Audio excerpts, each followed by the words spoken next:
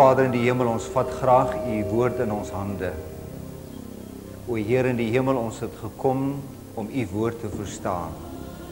U het ons reg aan die begin van hierdie boek gevra dat ons hierdie profeseë moes lees. U het ons gevra dat ons meer moes doen as lees, ons moes dit werklik hoor.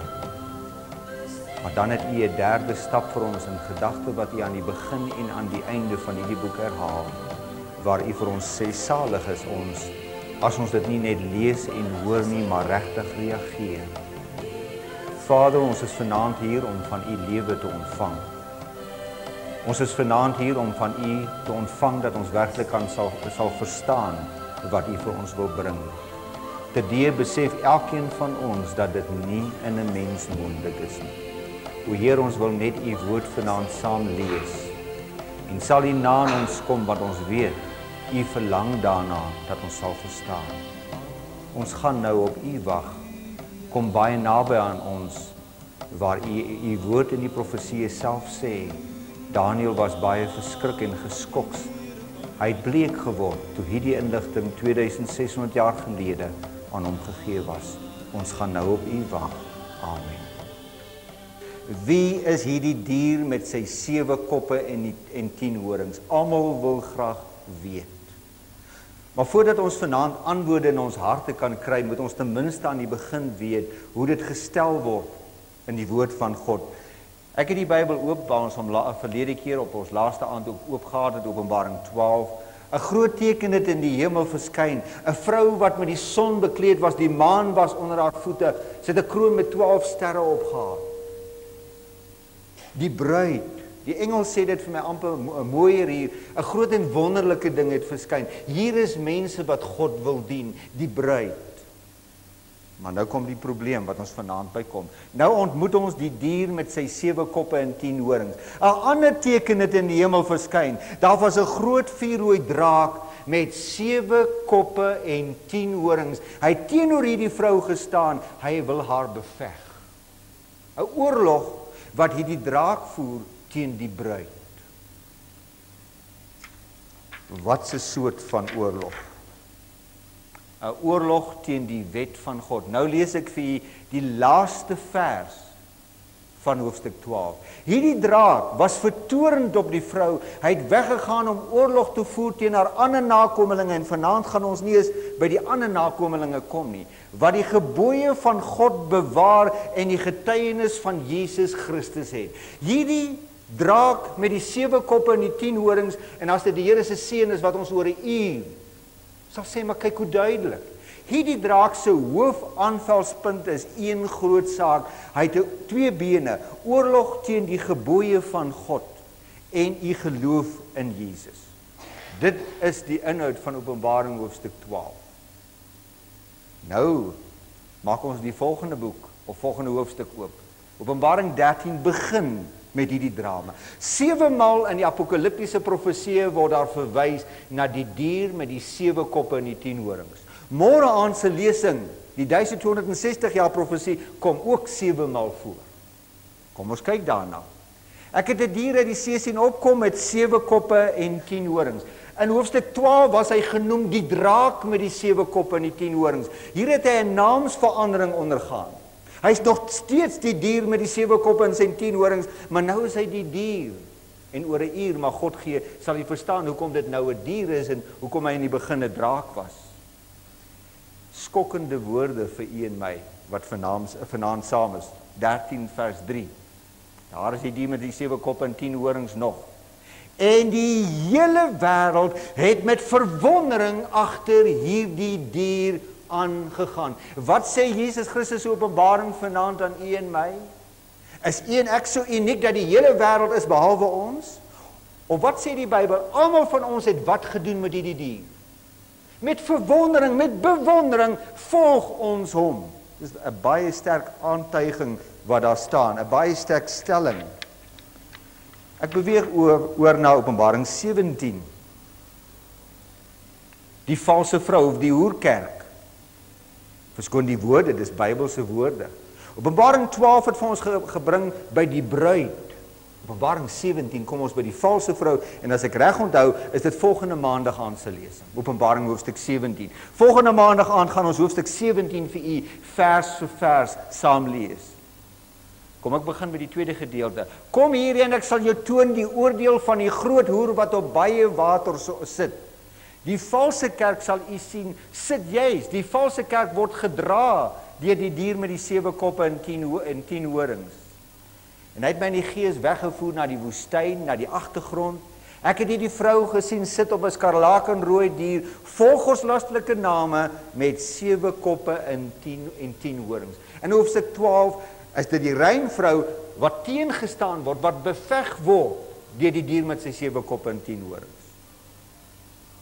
By Openbaring hoofstuk 17 dra die valse kerk word gedra deur hierdie selfde simboliek.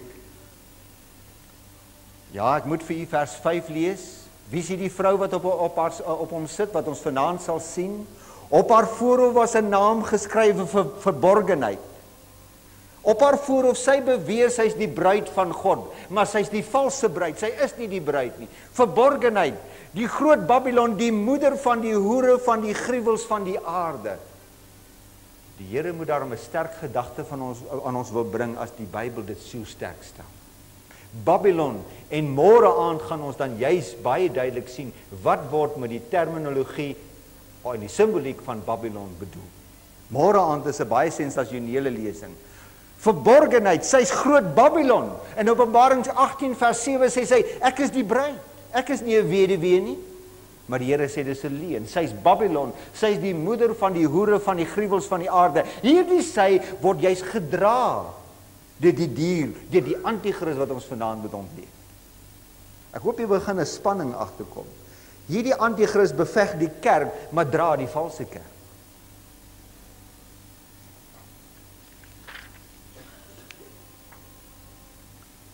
Hoekom is dit belangrik vir ons om te weet wie die anti-kris is?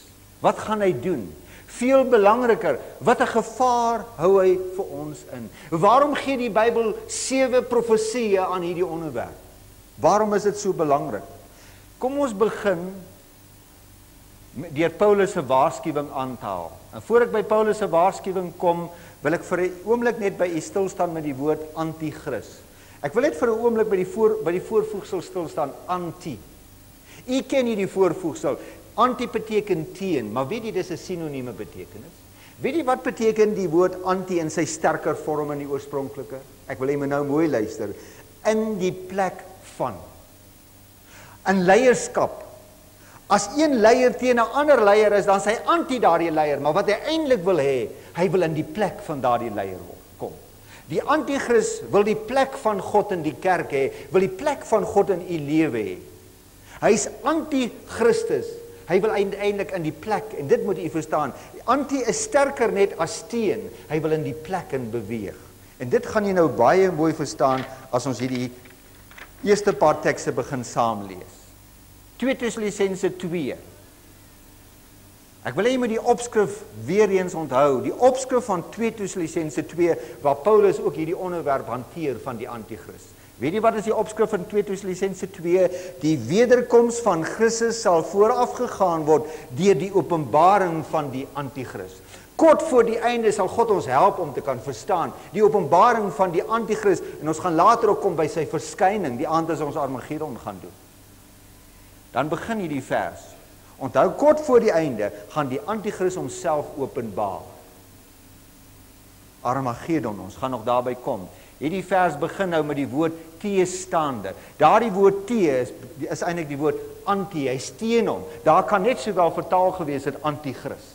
Die teenstander, wat hom verhef bo al wat God genoem word of voorwerp van aanbidding is, heeltemal teen God, sodat, hier kom die hoofgedagte wat u vanaand moet inneem, sodat hy in die tempel van God, as God sal sit en voorgee dat hy God is.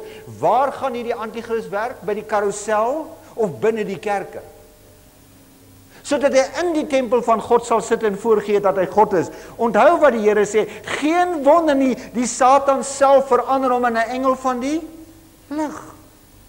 U wat opreg soek na die Here, u wat elke aand nog kom, omdat hy graag wil leer.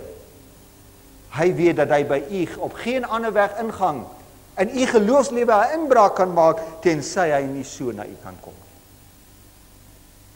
Sodat hy in die tempel van God sal sit, en wat maak hy? Geen wonder nie, hy die Satan self verander hom in 'n engel van die lig. Dit is dus niks besonders wanneer sy dienaars, sy predikante, hulle self verander in dienaars van die En wat het ons die eerste hand vir u gelees? Wat sê Jesus vir ons? Hoeveel valse predikante gaan daar wees in die laaste dae?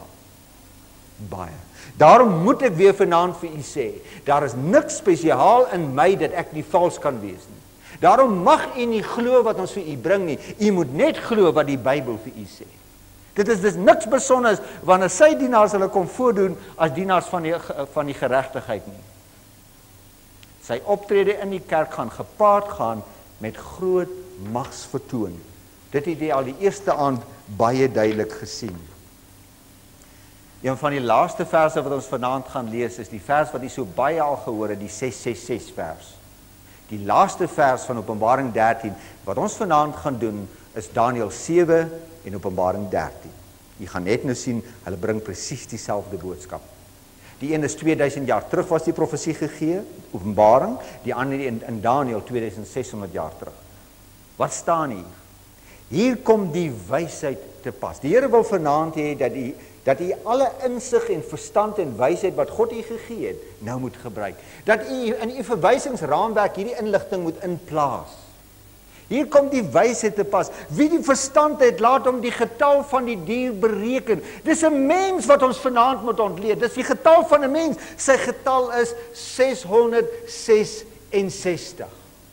En dis nie 'n sensasievers daar nie. Dis aan die einde van die hoofstuk geplaas. Na ons al die gegevens saam ontleed het, sal ons op die laaste kant sien. Daar's 2 sulke verse in Openbaring. Ons gaan hulle net nou langs mekaar plaas. Hier kom die verstand wat wysheid het te pas. Gebruik dit. Dis 'n mens. Hy het 'n spesifieke getal, 666. En onthou wat Jesus gesê het as ons wil verstaan? Wanneer julle die gruwel van die verwoesting waarvan gespreek is deur die profeet Daniël, dit sien staan in die heiligdom, waar gaan die anti-kris werk? Het ons in Tessalonisense net toe gelees, sien ons nou wat sê Jesus in Matteus? Wanneer jy hom sien in die heiligdom, gaan na die profeseë van Daniël en gaan let baie mooi op wat daar staan. Wie sê dat ons vanaand die profesie van Daniël moet bestudeer? Jesus. Jy moet dit inneem. Hierdie lesing oor die anti-kris, ek wil hê jy moet hierdie begrip nou inneem, is die begin van 'n pad wat ons deur die profeseë gaan neem om inligting te bekom, want hierdie is 'n uiters dringende saak. Wanneer u net nou u gelaatskleur gaan verander, want u gaan geskok net nou hier uitstap, dan moet jy onthou, u het maar nog die eerste tree gegee met inligting wat die Here baie graag wil hê u en ek moet weet. Ons gee vanaand die eerste tree in die verborgde inligting in. Weet jy wat se tipe van inligting gaan jy inneem vanaand? Ek gaan eers vir jou teks lees uit Openbaring, eers uit Daniël se en dan in Openbaring. Kyk wat se tipe van inligting. Daniël 7 vers 21. Ek het gesien dat hierdie horing oorlog voer met heiliges. Mense soos u en ek wat God wil dien, maar wat staan daar? Hulle oorwin. Hier is 'n mag wat gaan oorlog voer, en onthou die boek Daniël handel oor die tyd van die einde, die tyd waarin u en ek nou lewe. Ek het gesien dat hierdie mag oorlog voer met kinders van God en wat met hulle reg kry. Kom ek lees dieselfde begrip, Openbaring sê met bietjie meer inligting. Dis ook aan hom gegee om oorlog te voer teen die heiliges. Wie is hierdie hy? Wie is hierdie hom? Die dier met die 7 koppe en die 10 horings. Dis aan hom gegee om 'n oorlog te voer teen heiliges en hulle te oorwin. En luister wat nou daar staan. Aan hom is mag gegee oor elke stam, taal, volk en nasie, behalwe die mense in Suid-Afrika. Het ek reg gelees? Nee. Hierdie mag het krag, en die Bybel, ons het dit net in Openbaring 13 al gelees, vers 3, die hele wêreld volg wie? God of die anti-kris? Wat het daar gestaan? Die heiliges te oorwin. Jy moet saam met my stem. Ek hou nie van hierdie verse nie. Ek glo nie u hou daarvan. Dit kom uit die woord van God. Om heiliges te oorwin beteken, hy was suksesvol in sy veldtog teen die kinders van God. Heiliges te oorwin beteken, hy verander u net, soos 2 Timoteus 3 vers 1 tot 5 sê, in 'n gedaante van godsaligheid. Jy lyk Christelik, maar in jou essensie is jy nie werklik 'n kind van die Here. Hy het die heiliges oorwin. Maar God, U help dat al hierdie waarskuwings, voor ons nog gaan instap, moet ons dan weet waarheen ons gaan kyk. U moet gaan stap vanaand in met 'n begrip, ons gaan vanaand 'n mag moet ontleed uit die woord van God, wat heilig is oorwin. Wat heilig is oorwin. Dit gaan skokkende inligting wees. Wees gewaarsku. Vers 21 het nou net gesê, heilig is oorwin. Kyk wat staan in Daniël 7 vers 15 en 28. Die gees van my Daniël is in sy omhulsel verontrus. Die gesigte van hierdie profesie het my verskriklik geskok. En as God ons gaan seën, gaan U vanaand uiters geskok wees. In vers 28 sê Daniël, hier is die einde van die saak wat my Daniël betref. My gedagtes het my baie verskrik, my gelaatskleur het verander aan my. Wanneer word 'n mens bleek? As jy goeie nuus ontvang het of slegte nuus? Skokkende nuus. Nou gaan ek vir u lees hoe dit staan in Openbaring hoofstuk 10, die soet bitter inligting. Vers 4 van Openbaring 10. Toe die 7 donderslae hulle stemme laat hoor, het wou ek skrywe. Toe die 7 donderslae hulle stemme gee, toe wou ek skrywe, maar ek het 'n stem uit die hemel vir my hoor sê, verseël wat die 7 donderslae gespreek het, skryf dit nie op nie. God het sekere inligting, toe Johannes dit sien, toe wou hy dit dadelik skryf, maar wat sê God vir hom? Sê, verseël dit. Daniël 12 vers 4 en vers 9 sê dieselfde, jy Daniël hou hierdie woorde geheim, verseël dit tot die tyd van die einde toe, dan moet dit deursoek word, dan gaan kennis vermeerder.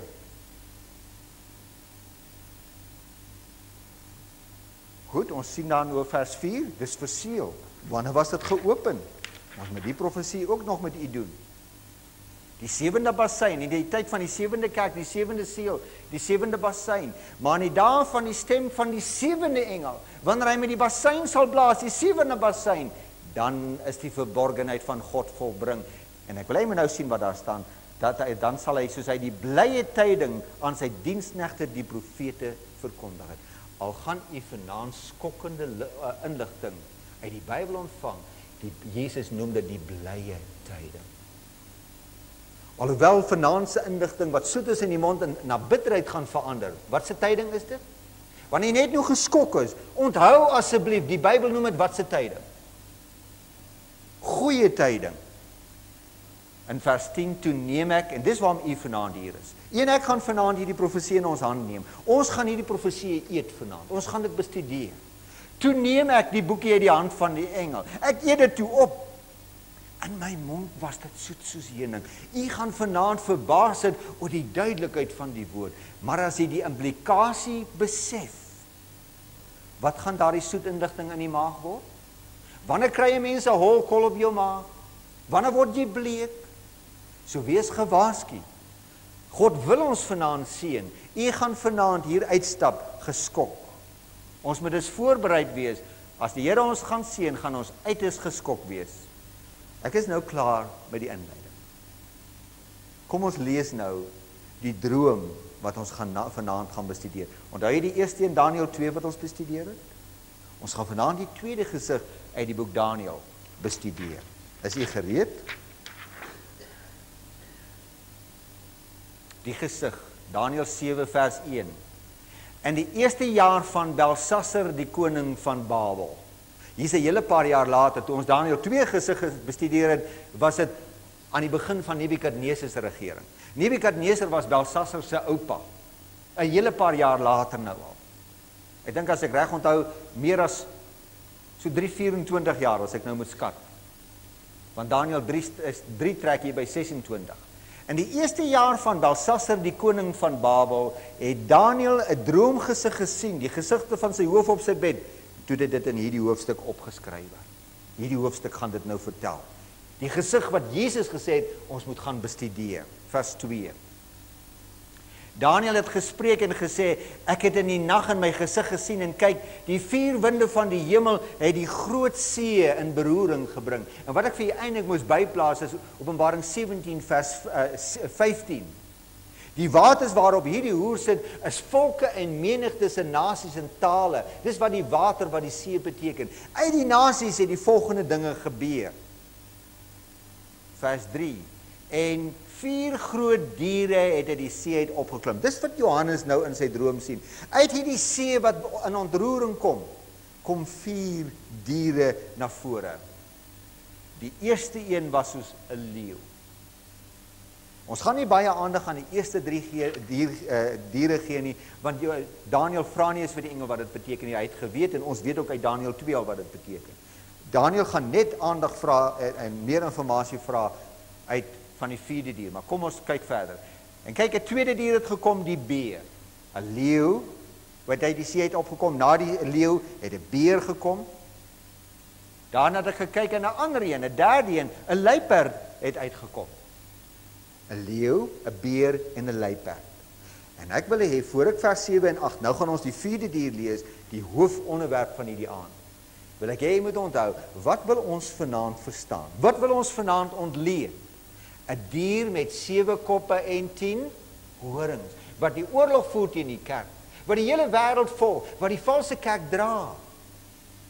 Goed, kom ons lees nou die belangrike verse. Daarna het ek in 'n naggesig gesien en kyk, daar was 'n 4de dier. Waar die ander met diere vergelykbaar was, 'n leeu, 'n beer en 'n luiperd, kan Daniël nie eens 'n vergelyking kry nie. Hierdie een is net 'n draak, sê die Bybel. 'n 4de dier, vreeslik skrikwekkend en baie sterk. Hy het groot ystertande gehad. Dit het verslind en vermorsel, die oorskot met sy pote vertrap. Dit was verskillend van die vorige diere. Jy moet hierdie inligting onthou, hy was verskillend van die vorige diere wat voor hom gewees het, en hy het 10 horings gehad. Hierdie 4de dier het hoeveel horings op sy kop gehad? Die dier wat ons moet ontleed is 7 koppe en 10. Ons moet 'n bietjie begin. Die 4de dier, 'n verskriklike een wat alles vermorsel, wat anders het, hoeveel horings op sy kop? 10.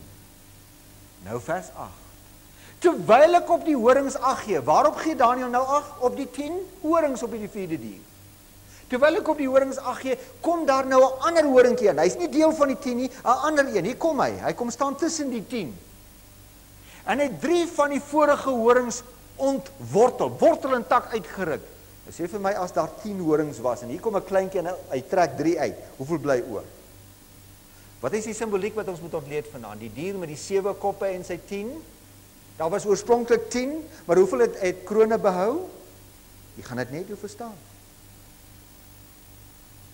3 daarvoor ontwortel. Hierdie horing, en ek wil hê jy moet onthou wat ons in Daniël 7 vers 21 gelees het, hierdie horingkie oorwin heiliges. Het jy dit onthou? Kyk, in hierdie horing was oë soos mense oë, 'n mond wat groot dinge spreek. Ons het nou die gesig klaar gelees. Daniël in sy gesig gesien, die see het gekom, 'n leeu, 'n beer, 'n luiperd, en toe 'n verskriklike 4de dier met 10 horings. Hy kyk toe wat gebeur met die horings, terwyl hy kyk, kom daar 'n ander enetjie om, ontwortel hulle, en net 7 bly oor. Nou wil ek vir u wys dat dieselfde gesig wat ons nou in Daniël 7 gelees het, in Openbaring 13 is. Openbaring 13 vers 1 het net op begin vir ons vertel van die dier met die 7 kop en die 10 horings. Kyk nou, ons is nou vanaf Daniël vir 'n oomblik weg, die Bybel is nou oop by Openbaring 13 vers 2.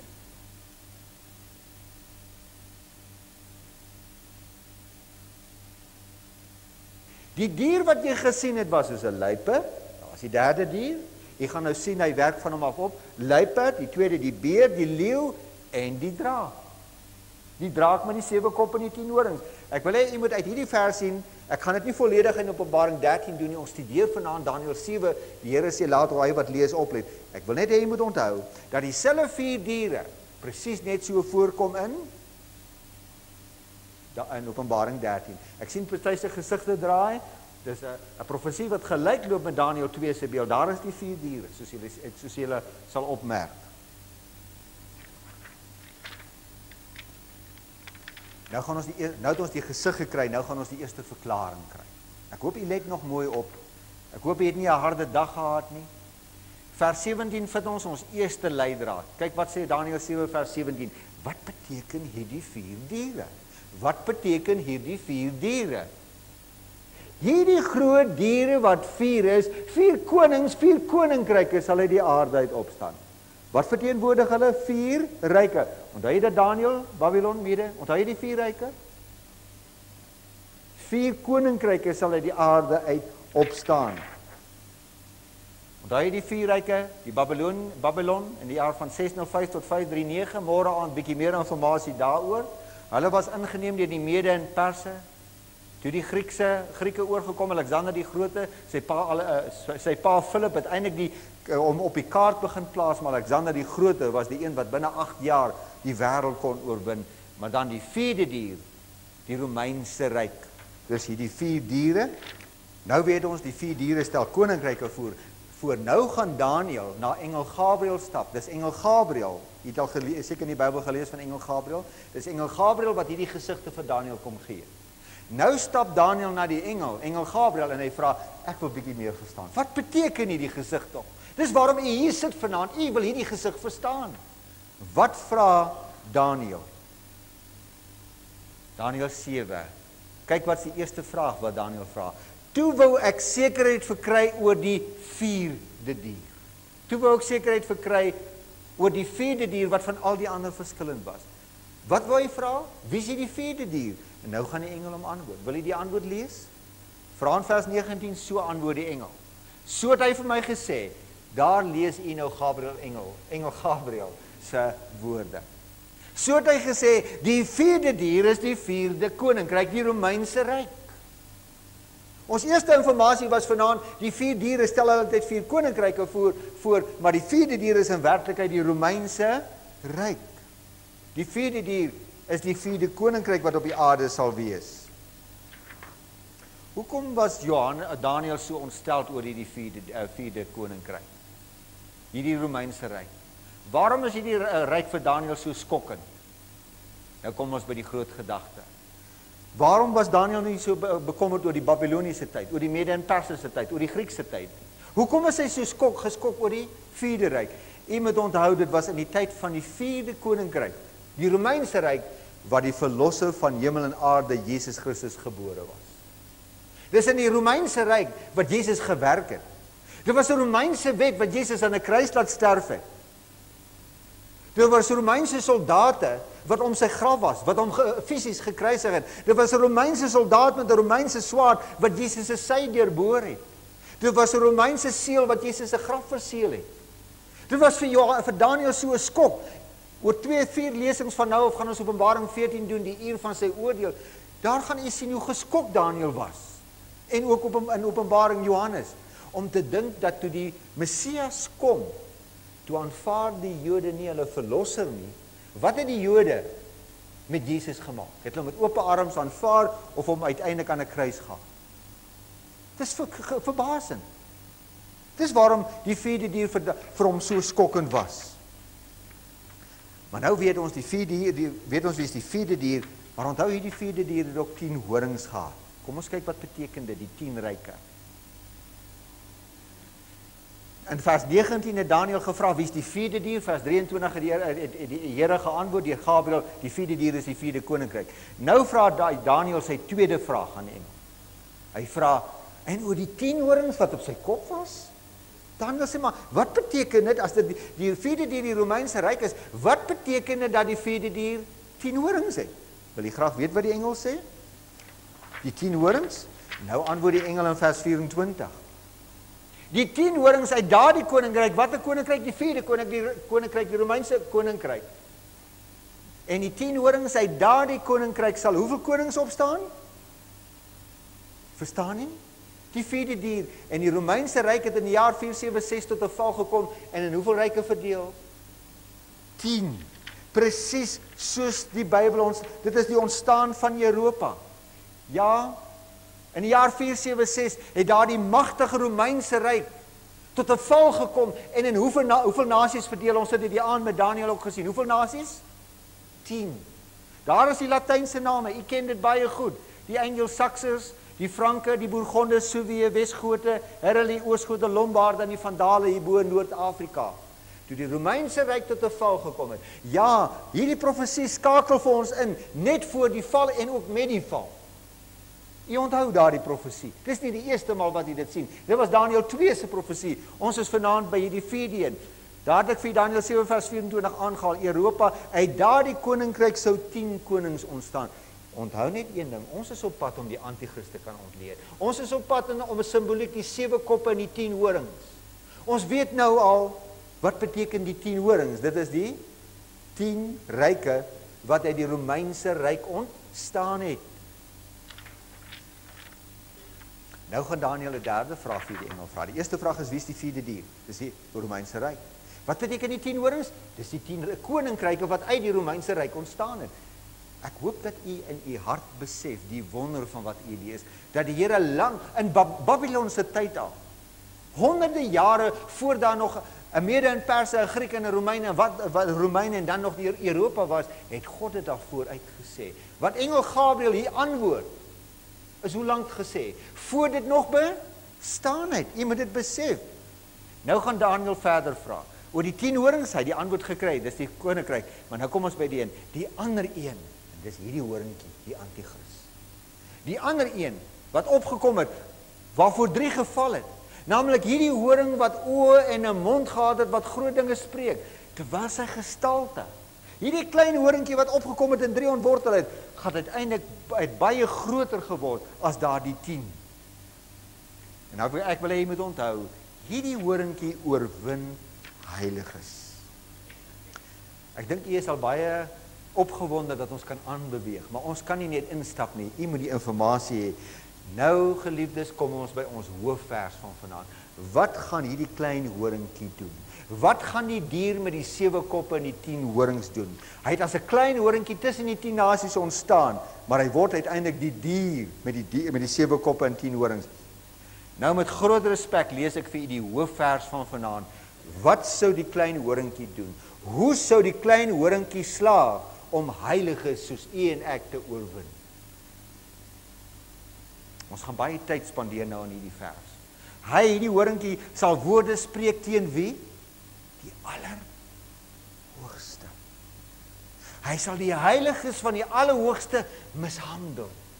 Hy sal probeer om die tyd en die tye van die wet te verander. Dit gaan in sy hand oorgegee word. God gaan dit toelaat. En dis môre aan se profesie vir die tyd, tye en 'n halwe tyd. Daar's ons hoofvers.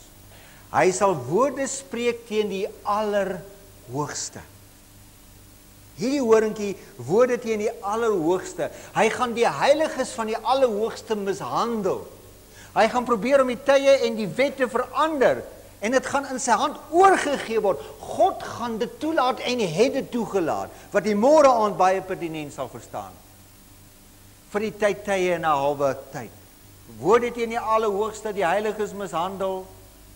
Hy sal die tyd van die wet verander en hy sal dit doen vir 'n tyd, tye en 'n halwe tyd. Dit is ons hoofteks. En hier waar ons die gedeeltes nou klaar gelees het, moet ek weer vir u lees. Jesus vra ons om hierdie profesie te verstaan. Wanneer julle dan die gruwel van die verwoesting waarvan gespreek is deur die profeet Daniël, dit sien staan binne in die kerk, in die heiligdom, moet u en ek asseblief baie mooi oplet. Nou kom ons by ons ontleding. Wat ek wil net vir u kort sê, voor ons nou by ons harde hout gaan kom, nou by die swaar inligting kom, wil ek hê u moet net onthou wat u gelees het. Daniël het in sy gesig by die see gestaan, die menigte van nasies. Uit hierdie nasies, of uit hierdie see, het 4 diere ontstaan. Dis al die tyd 4 koninkryk, Babylon, Mede en Perse, Grieke, die Romeine. Hierdie 4de dier het 10 horings gehad. Hy vra eers vir die engel, wie is die 4de dier? Hy sê, dit is die Romeinse ryk, daar die 4de dier. Die 10 horings, dis die 10 nasies wat uit hulle sou ontstaan. Hy sê, maar die ander horingkie gaan tussen hulle opkom, 3 ontwortel. En dis hy wat woorde gaan spreek teen die Allerhoogste. Die heiliges mishandel, die wet verander en dit doen vir die 1260 jaar. Dit is ons basiese agtergrond.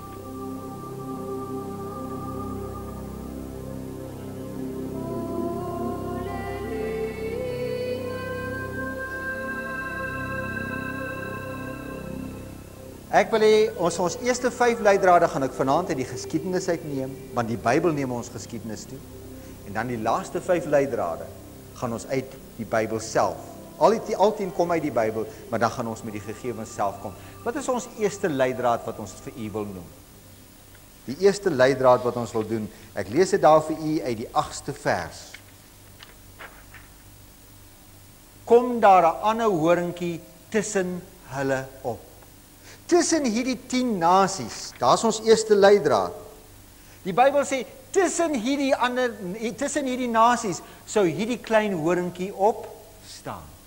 So ons moet nou vanaand gaan soek tussen hierdie 10 koninkryke, hierdie 10 nasies, hierdie Europese nasies. Onthou uit u oorsprong, u is nie uit van Afrika af nie. U en ek kom uit Europa uit. Ons kom uit werklikheid uit die Romeinse ryk uit. Ons is Romeine. Alles ons Franse en Duitsers en Engelse en Portugese, waarvandaan af kom ons? Van die Romeinse ryk af. Dis waar ons vandaan kom.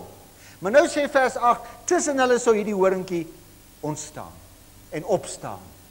En weet jy, as jy deur die geskiedenisboeke blaai, alles wat die Here gesê het tot dusver het waar geword.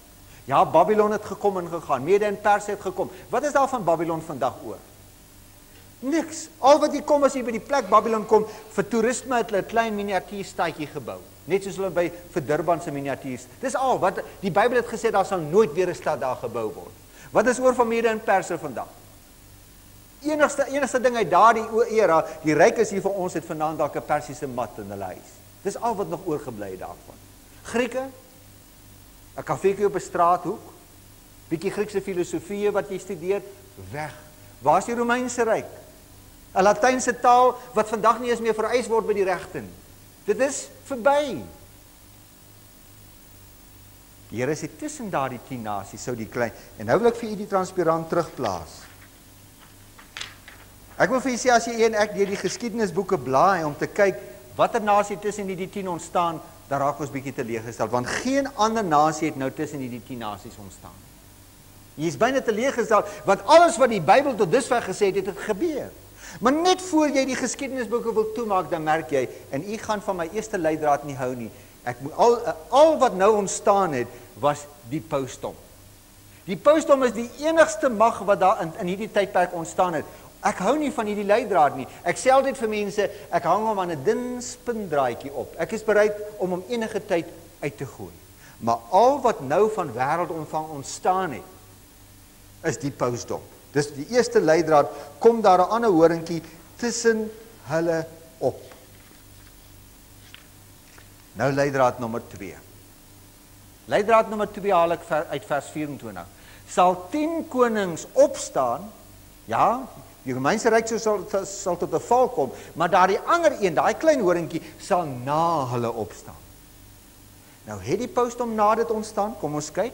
In die jaar 467 was die val van die Romeinse ryk, en dit was eers in die jaar 538 na Christus wat Justinianus vir die paus staatsmag gegee het en wat hy sy scepter opgetel het en begin het. So dit is beslis na. Onthou, hierdie was na Christus. 467 na Christus val die Romeinse ryk, 538 na Christus, Justinianus gee vir die paus staatsmag. So leidraad nommer 1 was tussen hulle en hy moes na hulle ontstaan. Maar nou gaan ek vir jou aanhaling uit die geskiedenis lees, dat jy dit beter kan verstaan. Dalk het nie almal van u nie antieke geskiedenis geneem nie. Kom ek lees hier die aanhaling. Baie eeue gelede, toe Rome deur die verwaarlosing van die westelike keisers aan die genade van wreedaardige bendes oorgelaat is, toe dit begin duidelik word het dat hierdie magtige Romeinse ryk, wat meer as 1000 jaar bestaan het, sou val. Môre aand gaan ons weer terugkom by Konstantin, hoe Konstantin sy laaste grype gegryp het om hierdie verbrokkelende Romeinse ryk nog in hande te vat en om te verstewig, maar hy het nie geslaag nie. Ja, toe dit baie eeue gelede, toe Rome deur die verwaarlosing van westelike keisers aan die genade van wreedaardige bendes oorgelaat is, het die Romeine, kyk wat doen die Romeine nou? Hulle het tot een persoon gewend vir hulp en beskerming en hom gevra om oor hulle te heers. Wie was dit?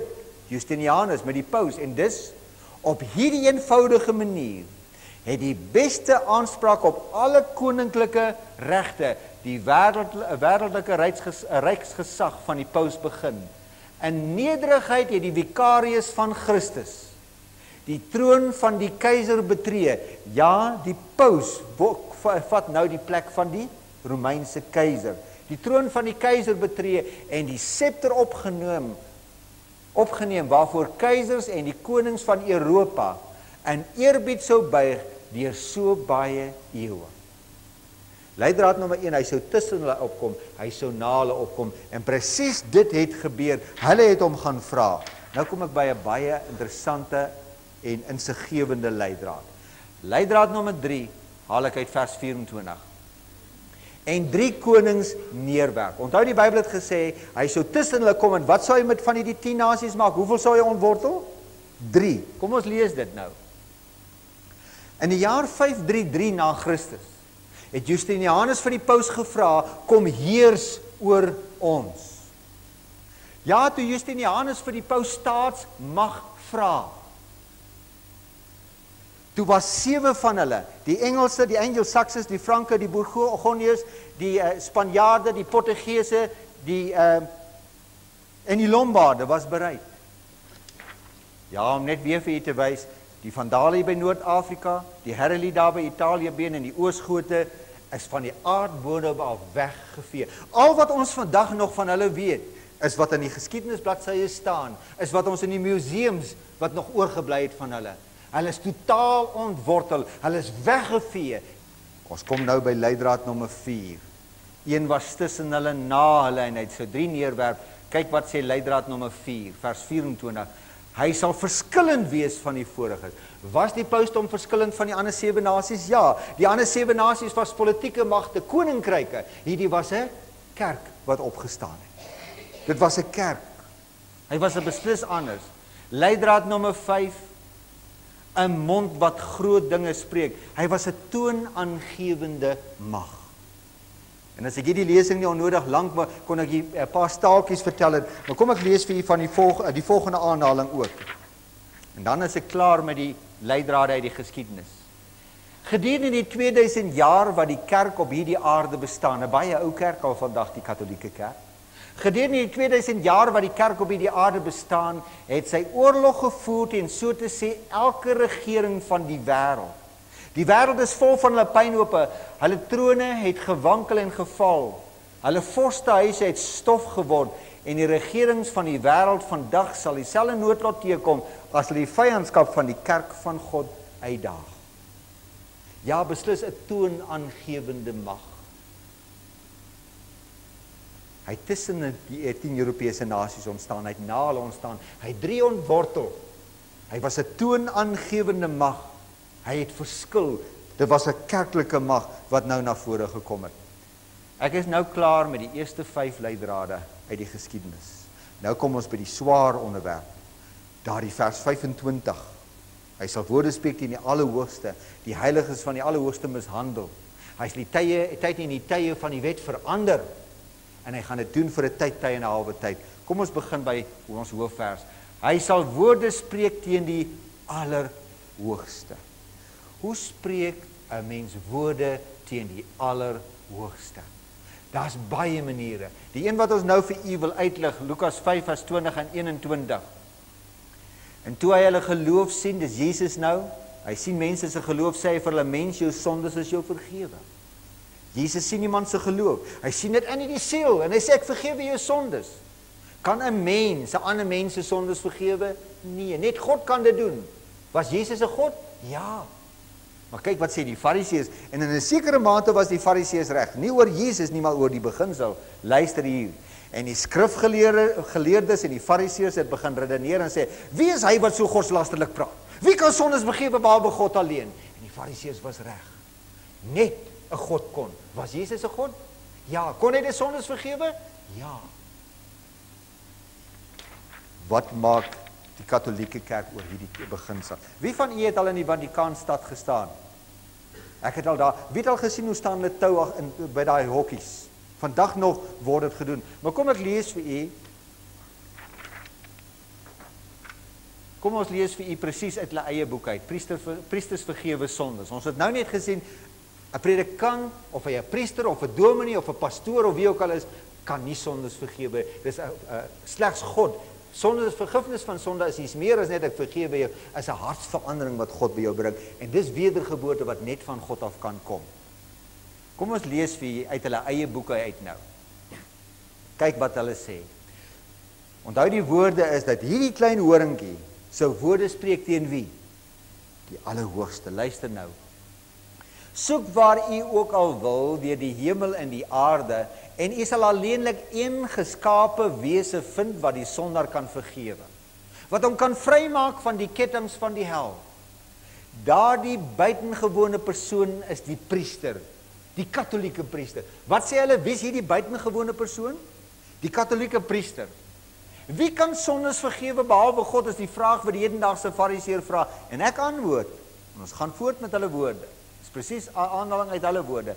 Daar is 'n man op aarde wat sondes kan vergewe, en daardie man is die katholieke priester. Ja, geliefdes, die priester verklaar nie alleenlik dat die sondaar vergewe is nie, maar hy vergewe hom werklik, skryf hulle. Die priester lig sy hand. Hy spreek die woord van vergifnis en in 'n oomblik, blitsvinnig, word die kettinge van die hel verbreek. En wat ek nou gaan lees, en in die volgende aanhaling, kan ek nie glo hulle sê nie. En die sondaar word 'n kind van God. En wat ek onderstreep het, kyk hierna. So groot is die mag van die priester, sê hulle, dat selfs die oordeele van die hemel onderworpe is aan sy besluit. As die priester sê, ek vergewe jou, sê hulle, wat moet die hemel maak? Maar net sê, goed, ons aanvaar dit. Maar nou gaan ek 'n aanhaling neem uit hulle ander boekie, Shall I Be a Priest? Sommer in die begin van hierdie boekie, op bladsy 8. Ongelooflik. U is vir ewige priester, word op sy siel geskrywe. Vir ewige priester van die Allerhoogste met mag oor die Almagtige. As hy sê, ek vergewe jou, het hy 'n mag, selfs die Almagtige kan nie daarteen gaan. Dis ongelooflik, woorde teen die Allerhoogste, maar dis nie die enigste nie. Ons is nog steeds by die woorde teen die Allerhoogste, en nou kom ons by die 666. Die priester sê egter nie net dat hy sondes kan vergewe nie, hy sê in werklikheid, hy is in die plek van God, in die plek van Jesus op die aarde. Weet jy wat is 'n motto in Afrikaans? Die leser. Weet jy wat is die leser van die pausdom van die katholieke kerk? Jy weet mos wat is 'n leser. In die wapen van die skoolwapen, in die familiewapen, alle skole het wapens, en daar het hy 'n leser. En baie van daardie lese is vandag nog in Latyns. Wie van u het skool gegaan by 'n skool, waar die skoolse wapens, se lese onderaan, nie in Afrikaans is nie, maar nog in Latyns is? Kan ek anders sien? Ja. Dis vandag, uit hierdie era, uit die Romeinse era het ons die gebruik, dat die ding waarvoor jy staan, jou grootste, sterkste motivering, die hele beweging, word in hierdie een sinnetjie vasgevat. Ja, baie van die familiewapens het dit nog in Latyn. Wapen. Weet jy wat is die Romeinse, die pausdomse groot lese? Die Latynse woorde, vicarius filii Dei. Weet jy wat beteken dit? Vicarius is plaasvervanger, filii is van, en Dei is God. Hy sê, ek is die plaasvervanger van God. Wat het ons net oor die woord antichrist gesê? Hy wil in die plek van vicarius filii Dei. Maar nou wil ek by die 666 kom. Die Bybel sê vir ons, hier kom die wysheid te pas. Nou sê die Here, moet u en ek ons wysheid gebruik. Hier sê, wat ons in teologie noem 'n parallelisme, wanneer die Bybel 'n belangrike ding wil sê, dan sê hy dit 2 tot 3 keer, soms Hebreër as hy 'n belangrike ding sê, dan sê hy hom tot 7 maal oor, maar elke keer gebruik hy 'n ander woord. Dis 'n parallelisme. En kom ons luister na hierdie een. Hy sê, wie die verwysheid het, nou sê hy weer die ding, gebruik jou wysheid, maar nou noem hy dit verstand. Gebruik jou wysheid, gebruik die verstand wat jou gegee het. Hierdie is die getal van 'n mens, en sy getal is 666. En nou wil ek hê, u moet baie mooi kyk na wat ons vir u sê. Kom ons by die berekening. Wie van u het nog in die huis 'n oorlosie, daar teen die muur, wat Romeinse syfers het? Daar so 'n paar. Ek wil nog altyd vir my een gekry. U weet dat Romeinse syfers numeriese waarde het. As daar op 'n oorlosie X staan, wat beteken, waarvoor staan 'n X, 'n Romeinse syfer? 10. Waarvoor staan 'n V? Waarvoor staan 'n I? Waarvoor staan 'n C? 100. Waarvoor staan 'n L? 50. Nou is hulle lese in Romeins, Latyns is Romeins, vicarius filii Dei. Nou kom ons vat waar hy sê ek is in die plek van God, waar hy die verskriklike lasterlike woorde sê, ek die priester, ek die paus, ek is in die plek van God hier. Luister wat, kom ons neem dit vir u. Vicarius, vers 5 gaan hy aan, met die wat waar, vicarius het 112, filii, en dan die groot Dei, die is 500, weet jy wat kry jy as jy by mekaar tel? Hulle hele lese wel, hier sê die Here, die wat verstand het, laat hom die getal van die dier bereken. Sy hoofsetel, waarmee hy sy sterkste woorde uit, nog sterker as mense se sondes vergewe is, ek is die vikar van Christus, die vicarius filii Dei. En u weet, dat uit daardie era, die telwyse wat ek gebruik, 1, 2 en 3, waar kry ons dit eintlik vandaan? Van dit is die Romeinse wyse, ons kry ons in van die Arabiese mense, 1, 2, 3, hulle het met syfers, so bietjie ander, maar dis hulle wat die syfers begin het. Toe ons nou in die Midde-Ooste was, het ons nogal baie van hulle probeer ontleed. En weet jy, as jy vicarius filii Dei in Grieks vertaal, die Griekse woord is Lateinos, en jy sê die Griekse numeriese waarde by, wat is dit? Sê nou jy vertaal, neem het in Aramees, Romith, en jy sit die Arameese numeriese waarde by. Onthou, almal het vroeër 'n getalswaarde gehad. Hulle het nie 1, 2, 3 en 4 soos ons dit ken nie. Geliefdes, hy wat tussen die 10 nasies ontstaan het, wat na die 10 nasies ontstaan het, wat 3 laat val het, wat anders was, wat 'n toonaangewende mag was, wat woorde teen die Allerhoog, die Here sê, as jy enigstens nie seker is, kan jy sy nommer bereken. Kom ons gaan bietjie verder. Leidraad nommer 7. Hy sê woorde spreek teen die Allerhoogste het ons nou gehoor. Kom ons kyk wat sê die Bybel nou. Woorde teen die Allerhoogste, die heiliges van die Allerhoogste mishandel. Het die Katolieke Kerk ooit Christene vervolg? Het hulle ooit Christene gedood? Die van u wat die geskiedenis ken, weet, ja, op hulle kerkstok staan tussen 50 en 70 miljoen Christene het aan hulle hand gesterf. Kom ons lees vir u net uit die geskiedenis. Ek gaan nou vir u uit Western Watchman net die eerste aanhaling lees. Kom ons lees vir u van Sint Bartolomeus se slagting 24 Augustus 1572. Die Katolieke beweer dat 30.000 omgekom het. En dit was in 1 week, 24 Augustus het hy net tot sy klimaks gekom. Ons protestante stel die getal op 70.000. As daar op die nag van die slagting 70.000 hugenote in Parys was, soveel te meer regverdiging vir die slagting. Ons het dikwels die klokke oorlei wat die Katolieke op daardie rampspoedige nag saamgebring het. Hulle het altyd 'n soet klank in ons ore gehad. Dit is 'n aanhaling uit die Katolieke Kerk. Hulle kyk dit is met 'n aangenaam val om terug te dink na Sint Bartolomeus se slagting. Die protestante sê 70.000. Weet jy dat van die Franse prinse skuif geskiet het op die protestante as jy die geskiedenis gaan deur hierdie week. Jy moet bietjie die geskiedenis gaan oplees. Van die hugenote wat vanaand hier sit. Hoekom is die Franse? Hoekom is u vanaand hier? Hoekom is die protestante in Afrika en in Amerika en in Australië? Hoekom is hulle vlug uit Europa? Hulle was vervolg. Kom ons lees vir nog 'n aanhaling uit History of Romanism.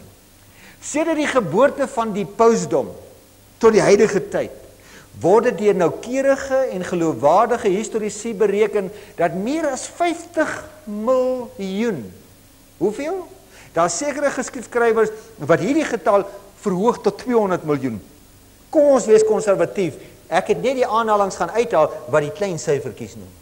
Noukeurige historiese bereken dat meer as 50 miljoen van die menslike ras vermoor is. Ja, protestante wat vanaand in Suid-Afrika sit. U ouers het nie verniet Europa verlaat nie. Hulle moes, hoekom? Hulle moes vlug vir hulle geloof. Hulle moes vlug vir hulle geloof. Menslike ras vermoor is vir die misdaad van dwaalleer deur pauslike vervolgers. 'n Gemiddeld van meer as 40.000 godsdienstige moorde. Jaar toe ons die 10 dae bestudeer het, toe daar 500.000 per jaar van Diocletianus se 3 edikte van vervolging tot by die edikt van Milaan. Toe was daar 500.000 per jaar. Ja, dit was geweldig onder die Romeinse Ryk. Maar hier is Christene wat ander Christene om die lewe gebring het. Hoe het Johannes Hus gesterf? Is daar iemand wat my kan sê? Op 'n brandstapel. Wie het hom op die brandstapel vasgemaak en die vuur hom aangesteek? 'n Katolieke, 'n Jesuïet, as jy weet wat 'n Jesuïet is. 'n Gemiddeld van 40 vir elke jaar wat die pausdom bestaan het. Natuurlik was die gemiddelde aantal slagoffers jaarliks baie hoër gedurende die donker eeue. John Dowling, The History of Romanism, bladsy 541 tot 542. Mense, hierdie klein horingkie wat tussen die 10 Europese nasies ontstaan het, wat na hulle ontstaan het, wat 3 magte ontwortel het, wat anders was, wat 'n toonaangewende mag was, wat woorde spreek teen die Allerhoogste, wat die Bybel sê, as jy jou verstand wil gebruik, kyk wat sy woorde, vicarius van Christus. U weet dat Romeinse syfers numeriese waarde het, sy hele lese, 666. Dink jy daardie vers staan verniet in die Bybel? Leidraad nommer 8. Leidraad nommer 8. Dis baie meer as net 'n geldkaartjie wat op 'n 666 werk. Die Bybel vertel vir ons presiese tyd in die geskiedenis waar die anti-kris sou ontstaan, wat hy sou doen, hoe hy sou doen. Mens kan nie net een versie lees en dan iets wil gaan uithaal nie. Jy moet kyk presies waar die Bybel dit sê. Leidraad nommer 8. Hy sal probeer om die tye en die wet te verander. Nou kom ons by 'n ernstige een. Openbaring 12 het vir ons gesê, hierdie dier en hierdie draak met sy 7 koppe en 10 horings sou die wet van God, 'n oorlog maak teen die wet van God. Onthou jy dit? Nou gaan ons sien wat het hy gaan maak. En ons het een aantal lesing met u gedoen oor die 10 gebooie. Die Bybel sê hy gaan 'n oorlog maak teen die 10 gebooie. Die vraag is, het die Katolieke Kerk ooit sy hande geslaan aan Gods 10 gebooie? Aan die enigste gedeelte van hierdie boek wat met God se eie hand geskryf is. Wat God se eie handskrif is, wat op kliptafels geskryf is. Die enigste gedeelte van die boek, ek moet dit oor en oor vir u sê, is wat 'n gedeelte? Die 10 gebooie. Die ewige wet. Die liefde teenoor God, die liefde teenoor ons naaste. Het hulle ooit hulle hande geslaan daarin? Die antwoord is baie beslis ja. Weet jy wat staan in die tweede gebod? Die tweede gebod sê, jy mag geen beelde maak nie. As jy 'n Katolieke Kerk instap, wat is die eerste ding wat jy in die portaal kry daar? 'n Beeld van wie? Mag jy beelde maak en dit daar in die kerk plaas, sê die Bybel? Die tweede gebod. En weet jy wat maak hulle toe? Hier het ek vir jy, daar is die 10 gebooie, en die Katolieke Kerk het die gebod verander. Die tweede gebod, het hulle dit verander, dat jy nie mag beelde maak nie, daar staan dit presies uit die aanhaling uit. Geliefdes, maar ek wil hê jy aandag vestig, die Bybel het gesê, die 10 gebooie se tyd sou verander word. Ek wil hê jy moet vir 'n oomblik aan die 10 gebooie kyk, is daar 'n tydsaspek in die 10 gebooie? As ek kom met die gebod wat sê jy mag nie egbreek nie, is daar enige tyd aan hom? Is daar 'n tyd wat ek kan egbreek en 'n tyd wat ek nie mag nie? Nee, daar's geen tyd aan die 7de gebod nie. Die gebod wat sê ek mag nie steel nie. Is daar 'n tyd wat ek mag van u besittings kan neem? Daar's nie tyd aan dit nie. Eer jou vader en jou moeder. Mag nie valse getuienis gee nie. Mag nie die naam van die Here jou God uitelik gebruik nie. Daar's geen tyd aan 9 van hierdie gebooie nie.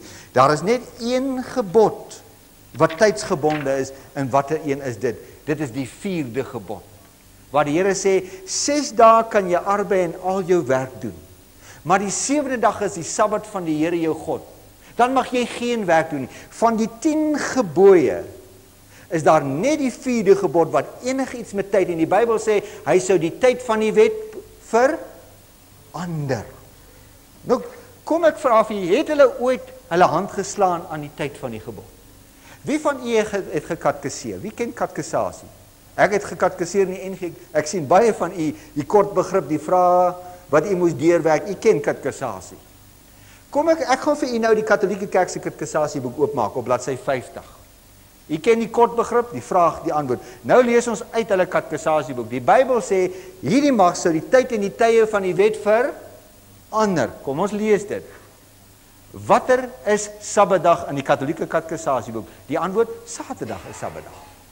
Kom ons kyk nou wat hulle antwoord. Die verdere vraag. Waarom hou ons Sondag in plaas van Saterdag? Dan antwoord hierdie mag. Ons hou Sondag in plaas van Saterdag, omdat die Katolieke Kerk by die konsilie van Laodicea, jy moet dit neerskryf, jy moet die konsilies gaan naslaan. Wie het dit verander van die 7de dag na die Sondag, na die eerste dag van die week? Ons hou Sondag in plaas van Saterdag, omdat die Katolieke Kerk by die konsilie van Laodicea die plegtigheid van Saterdag na Sondag oorgeplaas het, op bladsy 50 van hulle katkesasieboek. Ek beweeg nou, as ek reg onthou, na bladsy 170 of 171 toe. Het die enige ander manier om te bewys dat die kerk mag gehad het om die voorgestelde feeste in te stel? Kon hulle dit gedoen het? En luister wat hulle antwoord.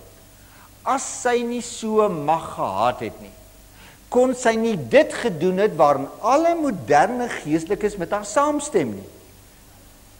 Sy kon nie die onderhouding van Sondag, die eerste dag van die week, in plek van Saterdag, die 7de dag gestel het, 'n verandering, kyk wat skryf hulle daar, 'n verandering waarvoor daar geen skriftuurlike bewys is nie. Vandag gaan almal van ons op Sondag kerk toe. Hy sê daar's nie so wet nie, dis alleenlik die wet van die Heilige Katolieke Kerk. Wat sê die profesie 2600 jaar gelede? Wie het hierdie wet verander? Wie sou die tyd van die wet gaan verander? God of die klein horingkie? Daar staan dit. Die Bybel verklaar, gedenk die Sabbatdag dat jy dit heilig. Die Katolieke Kerk sê nee. Deur my goddelike mag verban ek Sabbatdag en beveel ek julle om die eerste dag van die week te heilig. En luister nou baie mooi wat priester Enright, hy's 'n dokter, wat hy sê. En kyk, die hele beskaafde wêreld buig neer in eerbiedige gehoorsaamheid aan die bevel van die Heilige Katolieke Kerk. Die Bybel het gesê, tussen daardie 10 nasies sou hierdie mag ontstaan, wat Dries sou ontwortel. 'n toonaangewende mag, wat woorde spreek teen die Allerhoogste, ek is in die plek van God, ek kan julle vergewe, wat op sy kerststok meer as 50 miljoen protestante om die lewe gebring het die wet van God verander. Nou lees ek vir daardie voorspelling uit Openbaring, waarmee ons begin het vanaand ook, Openbaring 12, 'n groot teken het in die hemel verskyn, hier was die vrou, hier is hulle wat God opreg dien, maar teenoor hulle staan 'n ander mag, 'n ander teken het in die hemel verskyn, daar was 'n groot vuurrooi draak met 7 koppe en 10 horings. En nou verstaan jy die simboliek baie beter. Die 10 horings is die 10 nasies, die Romeinse nasies wat uit die Romeinse Ryk gekom het. En wat beteken dit dat daar net uiteindelik 7 krone was? Toe die kleintjie opkom, hoeveel het die pausdom ontwortel?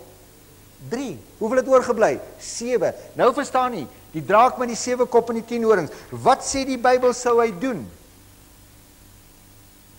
En die draak was vertoorn op die vrou, hy het weggegaan om oorlog te voer, veral teen die gebooie van God en die geloof in Jesus Christus.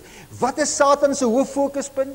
Wanneer 'n groot militêre mag 'n ander mag wil inneem, dan het hulle sentrale strategiese dinge wat hulle wil aanval. Wat was Satan se hoofpunt wat hy wil aanval? Die wet van God. Wat 'n deel van die wet sou hy verander? Die tyd van die gebod van God.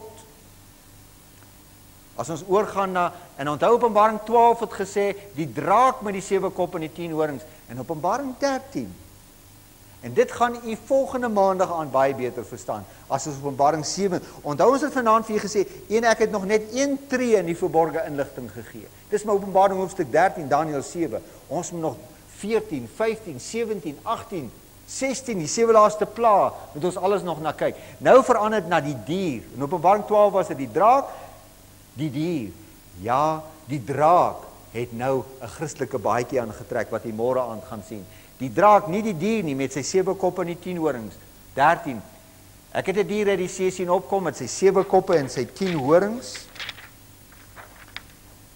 Ek wil hê u moet baie duidelik verstaan, die bruid, hulle wat God wil dien, word teengestaan deur wie? 'n draak met 7 koppe en 10 horings. Wat is sy hoofaanvalstegniek?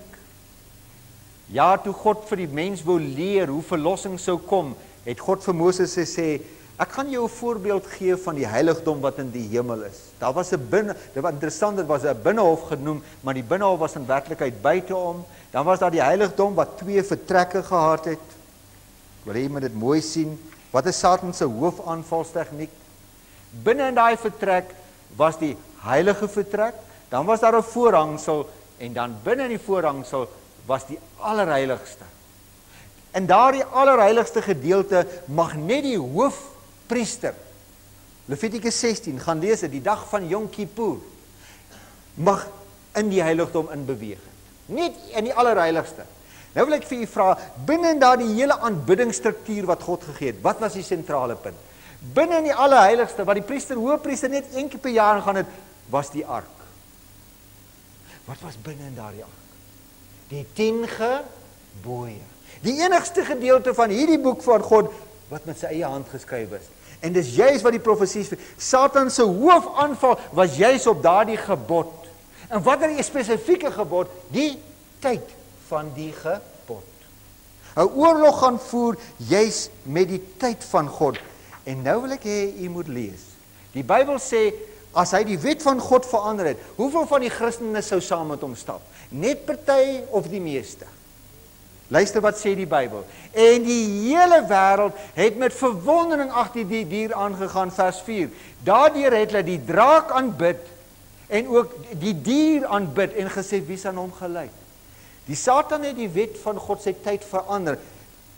En hoeveel van, almal van ons, ek het groot geword, Sondag is ons in die kerk. Almal van ons, doen ons vandag die gebod van God, of dit wat die Katolieke ingestel het. Dit is nie lekker nie. Dit is nie maklik nie. En die hele wêreld, hulle die draak aanbid, hulle die dier aanbid, al die bewoners van die aarde sal hom aanbid. As ons by Openbaring 14 kom, gaan ons die tweede deel van hierdie vers, almal wie se name nie van die grondlegging van die wêreld al in die boek van die lewe is nie. Nou, en daarom het die Here vir ons hierdie profesie verklaar. Die profesie, die profetiese verklaring van die dier met die 7 koppe en die 10 horings. Ek wil hê u moet met heiligheid hierdie verse nou weer lees. Jesus het gesê, gaan kyk na die boek Daniël en verstaan dit. Lees baie mooi saam met my. So het hy gesê, so het engel Gabriël gesê, soos God dit vir hom gegee het. Die 4de dier is daar die 4de Romeinse ryk. Die 10 horings, uit daardie Romeinse ryk sou die Europa ontstaan. Dis u en my se voorgeskiedenis. Die 10 horings sou 10 ryke ontstaan. 'n Ander een sou na hulle opstaan en van daardie hoeveel ontwortel? 3. Presies soos die Bybel sê. En wat sou hy doen? Hy sou woorde spreek teen die Allerhoogste. Die heiliges van die Allerhoogste mishandel. Hy sou probeer om tyd en die tye van die wet te verander.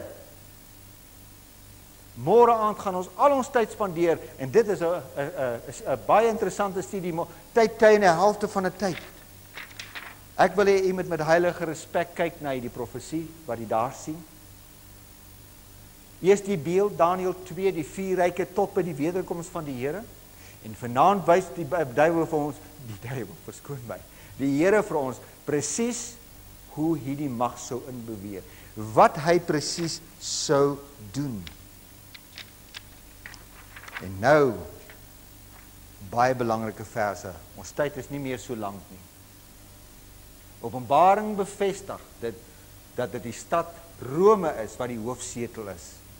Voor ek vers 9 lees, kom ek lees eers weer vir u vers 18.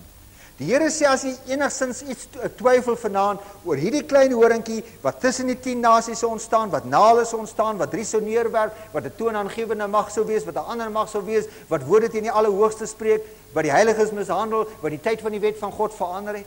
As jy mens enigstens twyfel, en ons raak nog nie vanaand in die 1260 jaar profesie, ons gaan môre aand Openbaring 11 vers vir vers met u lees. Nou sê die Here, hier kom die verstand wat wysheid het te pas. Hierdie klein horingkie het 'n nommer, met sy woorde teen die Allerhoogste, en net Romeinse syfers het die numeriese waarde. Ons ken dit baie goed, 666. Maar nou wil ek vir u vers 9 ook lees. Hier kom die verstand wat wysheid het te pas. Hier sê die Here weer vir ons, gebruik jou verstand. En luister wat sê hy nou. Die 7 koppe is die 7 berge waarop hierdie vrou sit. Wat 'n wêreldstad is op 7 berge gebou?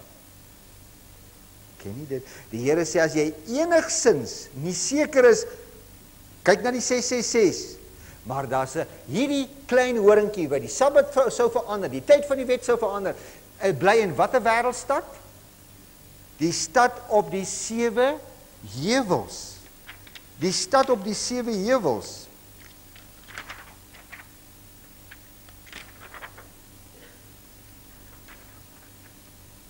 Op haar voorhoof is 'n naam geskrywe, verborgenheid, Groot Babylon. Sy is die moeder van die hoere, van die gruwels van die aarde.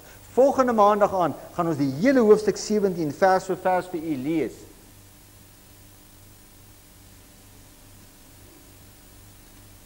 Nou lees ek vir u vers 18. Die vrou wat jy gesien het, is hierdie groot stad. Wat is stad?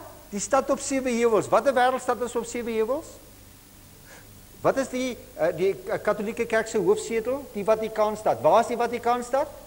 binne in die stad. Hier kom die verstand wat wysheid. Die 7 heuwels is die 7 berge waarop hierdie stad is. En nou sê hierdie vers 18. Die vrou wat jy gesien het, is hierdie groot stad wat heerskappy voer oor die konings van die aarde. Oor die konings van die... Wie is die konings van die aarde? Wie is die koning van Suid-Afrika? Mandela. W. de Klerk. Wie is die koning in Londen? Wie is die een in Amerika? Wie is die lei? En wat sê die Bybel sou die konings van die wêreld met haar doen?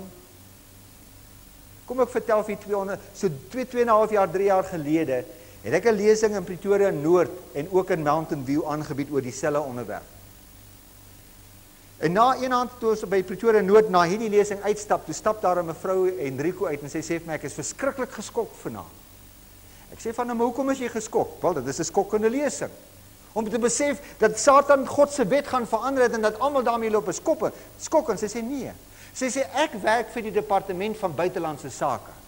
Sy sê in my, onthou dis nou 2,5 jaar gelede. Sy sê in my werk kom ek byna elke dag in Pik Botha se kantoor in die Unie geboue. Wie van u was al in Pik Botha se kantoor in die Unie geboue? Ek was nog nooit daar nie. Maar hierdie vrou kom in haar werk amper elke dag daar. Sy sê, as jy Pik Botha se kantoor, onthou Pik Botha toe en hy's vandag nog een van die konings, hy's een van die leiers. Dis die terminologie van die Bybel. Hy sê as jy Pik Botha se kantoor instap, groot teen sy muur is daar 'n hand wat Pik die paus se hand vashou. Hulle het 'n foto daarvan geneem en dit so goed gevind dat hulle 'n vergroting daarvan gemaak het. Volgens hierdie vrou wat is teen Pik Botha se kantoor, wat se vergroting was daar wat die paus se hand vashou. En ek was verbaas en ek het gewonder, is dit waar? Nou hier kom 'n wonderwerk.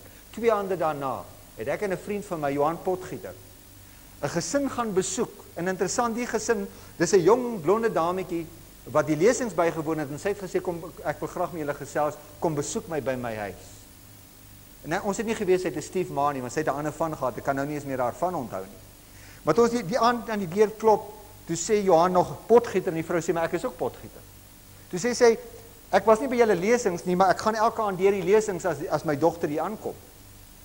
Sy sê, weet julle wat? Sy sê, ek werk by die instandhouding van Unie gebou en die vrou weet nie wat ek 2 aande van tevore net aan die ander kant van die berg beleef het nie. Sy sê, weet jy wat hang in W. de Klerk se kantoor? Ek sê, wat nou? Wat kom nou? En presies dieselfde verhaal. Ek wil jy moet sien wat daar die teks sê. Die vrou wat jy gesien het, is hierdie groot stad wat heerskappy voer oor die konings van die aarde. Sê vir my, as Margaret Thatcher, as Pik Botha, as die groot manne van die wêreld, sy privaat vliegtuie so oor Europa sak, vir wie gaan hulle sien in Europa? So 2-3 weke gelede was die paus hier in Suid-Afrika. In die koerant het hulle 'n foto geplaas, wie's daardie 3 leiers? Ek het hom net verkeerd omgeplaas. Wie sien u daaronder? Kan u vir W. de Klerk raak sien? Kan u vir Mandela daar raak sien? Kan u vir Thabo Mbeki? Hoekom het die koerantverslaggewer juis hierdie manne afgeneem toe die paus kom besoek het? Wat het vers 18 net gesê? Dis hierdie mag wat heerskappy voer oor die konings van die aarde. As Billy Graham vandag na Suid-Afrika kom, 'n groot prediker, sal hulle enigstens die ministers daar afneem? Hier is 'n teksie wat in die Bybel sê, gebruik jou verstand, dis die stad op 7 heuwels, dis hierdie stad wat heerskappy voer. Ja, toe hierdie groot mag na Suid-Afrika gekom het, was dit met groot letters. Ja, al die jare wou die protestante niks hiervan weet nie, maar so ewe lekker onder 'n groot applous, het hy sy plek hier in Suid-Afrika kon inneem. Het die klein horingkie wat sy hand aan die wet van God geslaan het. Ek wil hê u oë moet dit weer sien. Hier kom die wysheid te pas, die verstand wat wysheid het te pas. Die 7 koppe is die 7 berge waarop hierdie vrou sit. Dis hierdie stad wat heerskappy voer oor die konings van die aarde. En nou van die laaste transpirante. Die klein horingkie het die Christendom oorwin. Dis hierdie klein horingkie wat met heiliges maak? Hulle oorwin. Ek kan sien, die skok het nou deurgedring. Die Bybel het gesê, die soet informasie sal wat word? Bitter. Hy het die wet verander, hy het die Sabbat van die Here verander na Sondag, die eerste dag van die week. Daarin het hy, soos die Katolieke dit self sê, die hele wêreld het hom vandag volg hom. Tog waarsku Jesus baie duidelik. Luister wat sê Jesus. Moenie dink dat ek gekom het om die wet of die profete of die profeseë te verander nie. Die Here sê jy moenie eens een oomblik in jou gedagte inneem dat Jesus gekom het om sy wet te verander nie. Ek het nie gekom om te ontbind nie, maar om te vervul. Jesus gaan aan, want voorwaar ek sê vir julle, voordat die hemel en die aarde verbygaan, sal nie 'n jota of 'n titeltjie. Die nuwe vertaling sê nou vir ons, nie 'n letterstreepie, nie eens 'n punt op die i, nie eens 'n komma, nie eens 'n uitroepteken in die wet mag verander nie. Mag 'n mens die wet van God verander? Elkeen dis wat een van die minste van hierdie gebooie breek, en die mense so leer, sal die minste genoem word in die koninkryk van die hemel. Ongelukkig is daardie 'n Joodse idioom wat beteken jy sal glad nie daar wees nie, maar elkeen wat dit doen, wat die wet doen, sal groot wees in die hemel. Ja, hierdie draak het 'n oorlog teen die gebooie van God.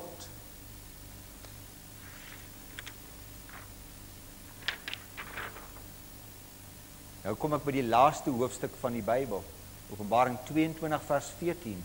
Salig is die wat sy gebooie doen, sodat hulle reg kan hê op die boom van die lewe en ingaan deur daardie gebod, moet jy hom onderhou?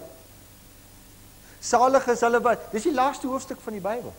Salig is hulle wat die gebooie doen, sodat jy reg kan hê. Wat het Satan stilletjies met die wet gaan doen? Hy het hom verander. Jy moet nou onthou, God het hierdie inligting. En ek is almal gevang.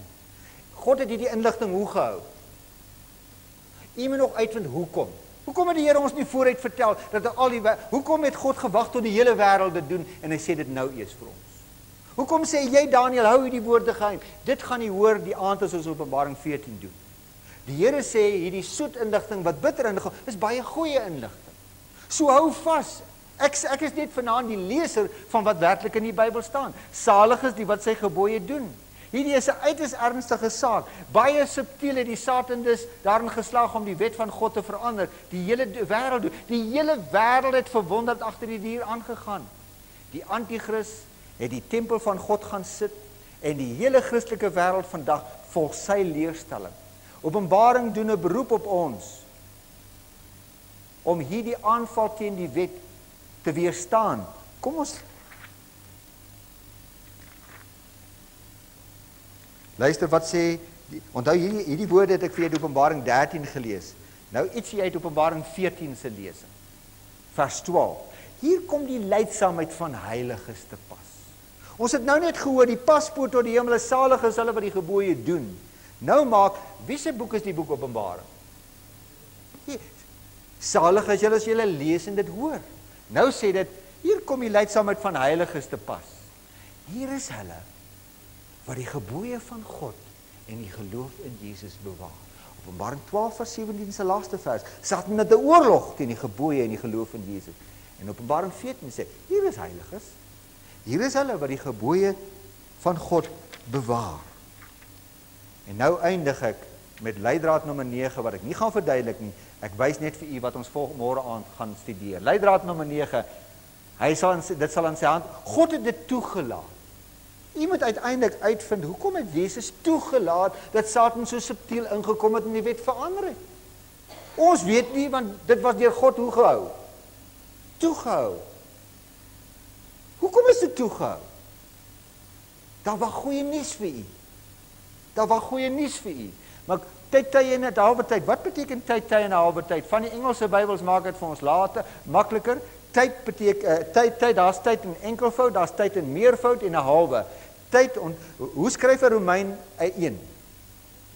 Hoe skryf hy met 1 i? Hoe skryf 'n Romeine 2 i's?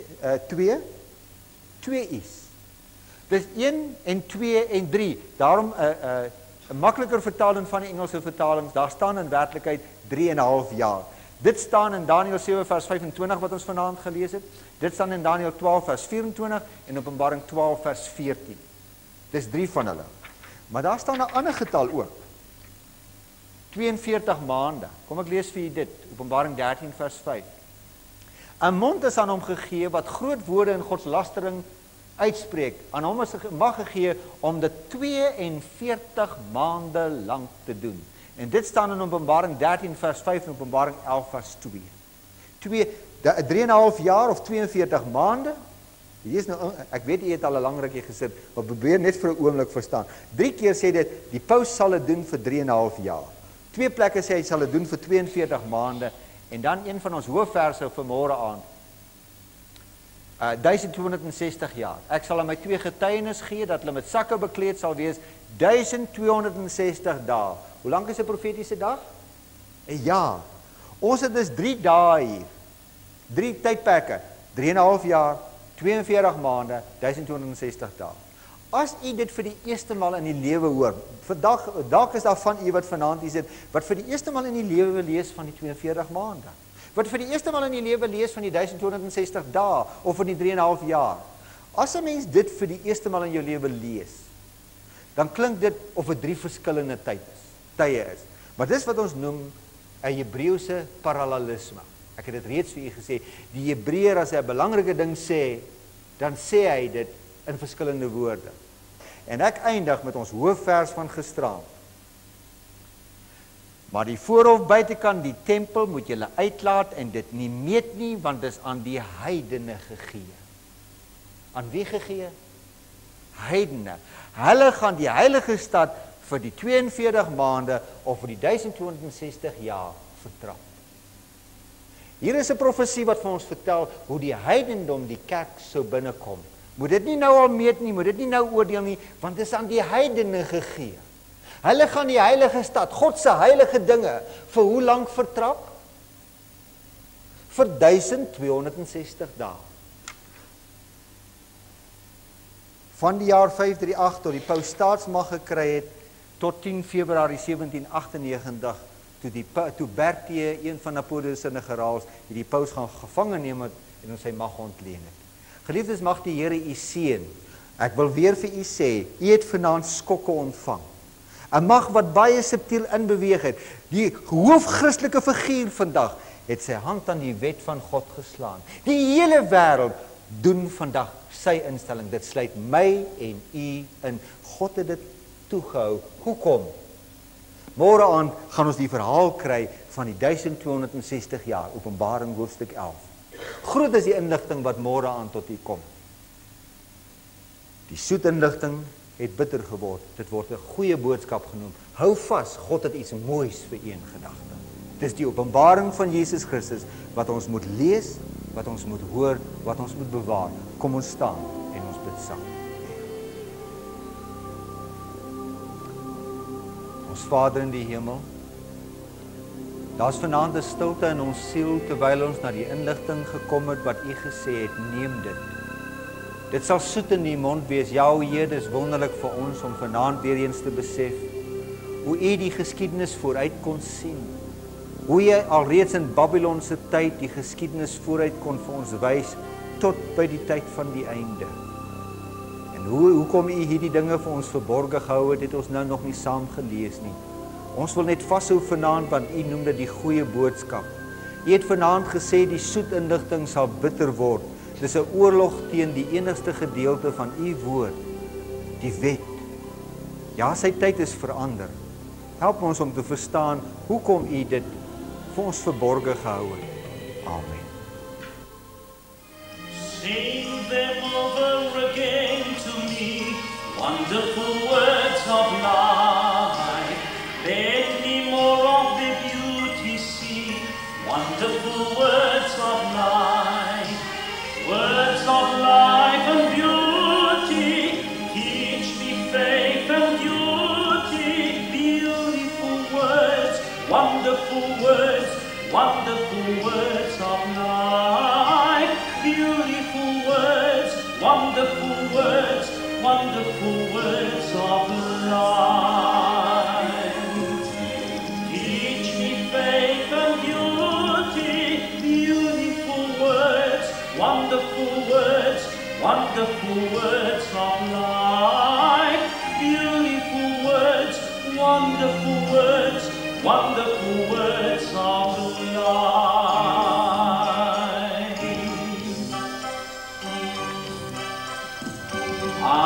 was sinking deep in sin, sinking to rise no more. Overwhelmed by guilt within, mercy I did implore. Then the master of the sea heard my despairing cry. Christ my Saviour lifted me, now safe am I. Love lifted me, love lifted me, when no one but